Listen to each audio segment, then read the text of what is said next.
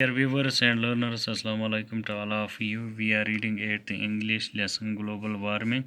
Today we have to start from here. Another phenomena that is directly related to the global warming is the occurrence of high velocity storms in the valley, which have caused devastation to crops and fruits, thus affecting the livelihood of many people.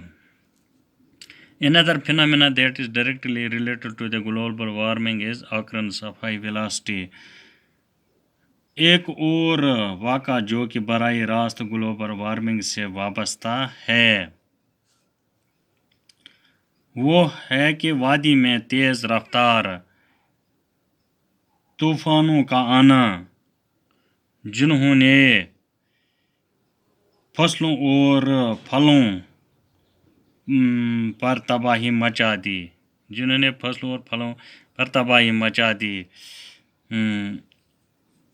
thus affecting the livelihood of many people, और इस तरह से बहुत से लोगों की रोजी रोटी को मुतासिर किया। तो इस ग्लोबल वार्मिंग बहुत सारे लोगों की रोजी रोटी को मुतासिर किया।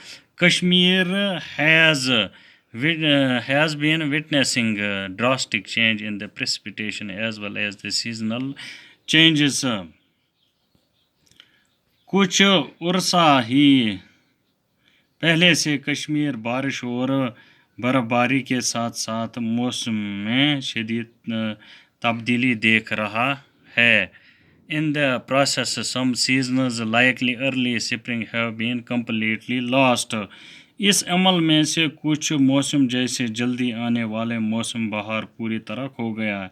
तो मौसम बहार जो अपने वक्त पर आता था तो वो भी अब जल्दी आने लगा है। The change is felt as most of the spring flowers like the narcissus that normally used to flow in the March can now be seen in full bloom in the January or February.